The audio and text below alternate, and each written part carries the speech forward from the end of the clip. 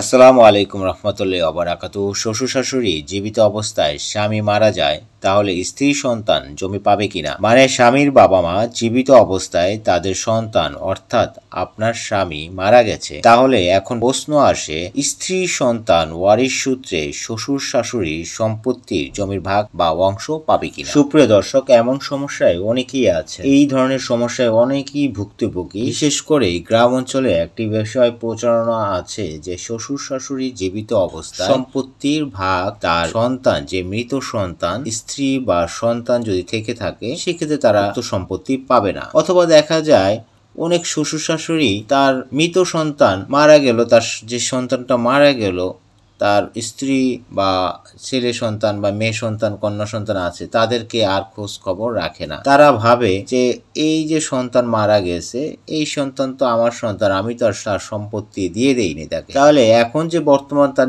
জীবিত সন্তান আছে তাদেরকে নিয়ে তারা ভালো থাকার চেষ্টা করে, এবং যে ওই যে মৃত সন্তানের স্ত্রী সন্তান আছে তাদেরকে আর খোঁজ খবর রাখে না। কারণ তারা চিন্তা করে বৃদ্ধ বয়সে আমাকে এই সন্তানই আমাকে দেখাশোনা করবে, এবং মৃত সন্তানের স্ত্রী সন্তানকে কোনো সম্পত্তি দেওয়ার জন্য তাদের মনোভাব সৃষ্টি হয় না। এইখানে আরো একটা বিষয়, যদি অনেক সময় দেখা যায় যদি ওই মৃত সন্তানের যদি কোনো সন্তানাদি থাকে অর্থাৎ তাদের নাতি থাকে, এই নাতির সুবাদে তাদের সাথে একটা ইন্টিমেসি তৈরি হয়, এবং এই ইন্টিমেসি বা নাতির যে মায়া মমতায় সেই ক্ষেত্রে হয়তো অনেক শ্বশুর দিয়ে থাকে। কিন্তু বেশিরভাগই সময় দেখা যায় মৃত সন্তানের স্ত্রী ও সন্তানের শ্বশুর শাশুড়ি বর্তমান সমাজ ব্যবস্থার প্রেক্ষাপটে কোনো খোঁজ খবরই রাখে না এবং তাদের সম্পত্তি দেয় না। প্রিয় দর্শক, এই নিয়ে আমাদের সমাজে বিভিন্ন বিভ্রান্তিমূলক তথ্য প্রচারণা আছে। এছাড়া যে শ্বশুর শাশুড়ির যে জীবিত সন্তান, তাদের ভিতর এমন একটি মনোভাব সৃষ্টি হয়ে যায় যে আমার ভাই মারা গেছে,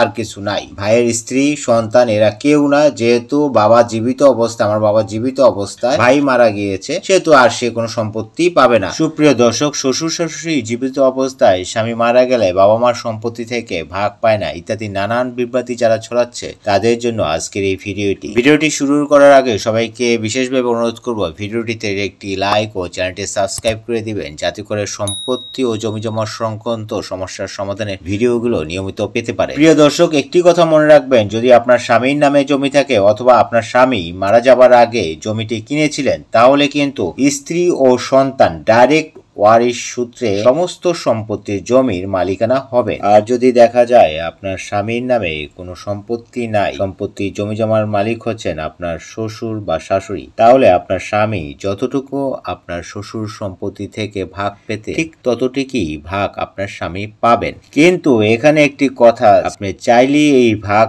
এখনই পাবেন না। এক্ষেত্রে মনে রাখতে হবে আপনার শ্বশুর যতদিন জীবিত আছে সম্পত্তি জমি জমার ভাগ পাবেন না। কারণ হচ্ছে এই শ্বশুর যতদিন জীবিত আছে ততদিন কিন্তু ওয়ারিশনা সৃষ্টি হয় না। অর্থাৎ শ্বশুরের নামে যে জমি জমা আছে, সম্পত্তি আছে, ওটার মালিক ওই শ্বশুরই শুধু, এর বিপরীতে কোনো ওয়ারিশ সৃষ্টি হয় না, কোনো মালিক সৃষ্টি হয় না। অর্থাৎ অন্য কেউ এই সম্পত্তির মালিকানা অথবা সম্পত্তি হস্তান্তর, বিক্রয়, ভোগ, দখল কোনো কিছু অধিকার রাখে না, শুধু ওই শ্বশুরই উক্ত সম্পত্তির মালিক। সুতরাং দ্বিতীয় অন্য কোনো ব্যক্তি উক্ত সম্পত্তির ওয়ারিশনা সৃষ্টি হবে না, ততদিন পর্যন্ত হবে না যতদিন এই শ্বশুর জীবিত আছে। এক্ষেত্রে আপনার শ্বশুর জীবিত অবস্থায় ওয়ারিশনা কোনো সৃষ্টি হবে না। এক্ষেত্রে আপনার স্বামীর ভাই বোন কোনো ধরনের ওয়ারিশনা সৃষ্টি হবে না। কিন্তু যখনই এই শ্বশুর বা শাশুড়ি মারা যাবে, তখন তার ওয়ারিশ তাদের সন্তান বা আপনার স্বামী। যেহেতু আপনার স্বামী আগেই মারা গেছে, সেই সূত্রে আপনার স্বামীর ওয়ারিশ হচ্ছেন আপনারা, অর্থাৎ আপনি, স্ত্রী এবং আপনার সন্তান।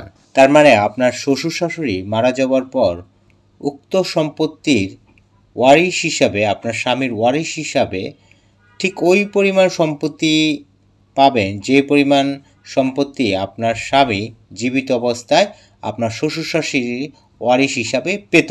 সুপ্রিয় দর্শক, এই সামগ্রিক আলোচনায় আমরা বুঝতে পারলাম, যদি শ্বশুর শাশুড়ি জীবিত অবস্থায় যদি স্বামী মারা যায়, সেই ক্ষেত্রে স্বামীর নামে যদি নিজস্ব কোনো সম্পত্তি থাকে, তাহলে উক্ত সম্পত্তির মালিকানা কিন্তু স্ত্রী সন্তান ডাইরেক্ট ওয়ারিশ হিসাবে পাবে।